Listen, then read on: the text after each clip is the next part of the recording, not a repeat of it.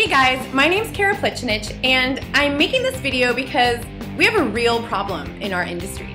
I mean, album design has become a true nightmare for a lot of people, and it's such an important part of what we offer to our clients that we have to find a better way. There's no reason that designing a book should take forever, and it certainly shouldn't make you feel crazy in the process.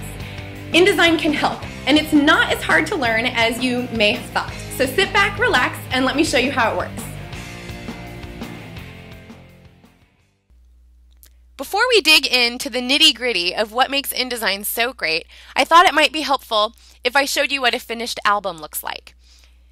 As you can see, all of the different spreads are contained in a single document, which makes it really easy to keep track of the story as you're designing it.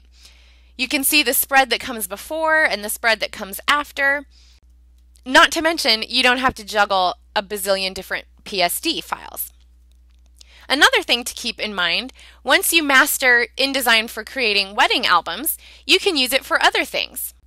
This is an info packet that I put together for my high school seniors. It contains information on pricing and what to expect and frequently asked questions.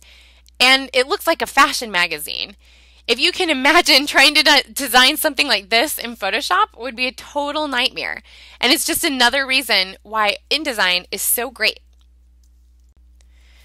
The first thing you'll want to do when you open InDesign for the very first time is to check your preferences and make sure you get them set up the way you want. In order to make your preferences stick, you'll have to set them without any documents open. So before you do this, make sure any and all documents are closed. The first place I suggest checking is your color settings. You'll find them under the Edit menu, Color Settings. This box shouldn't look too scary as it's the same one that you're used to in Photoshop. So just select accordingly and then click OK. It's also worth pointing out that if you prefer to set your color settings in Bridge, you have the option of allowing Bridge to synchronize your color settings across all your Adobe applications. The other preference worth checking on is something called the units of measure.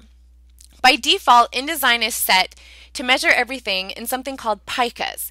If you prefer a different unit, you'll want to pay a visit to your preferences. On a PC, it would be under the Edit menu. On a Mac, it's under InDesign Preferences. Either way, you'll be choosing Units and Increments. The only thing we care about out of this whole dialog box right now is really just what the setting is for horizontal and vertical ruler units. I'm going to change mine from picas to inches. Depending on what part of the world you're in, you may prefer to work in millimeters, or even later if you're working on web documents, you can set your units to pixels.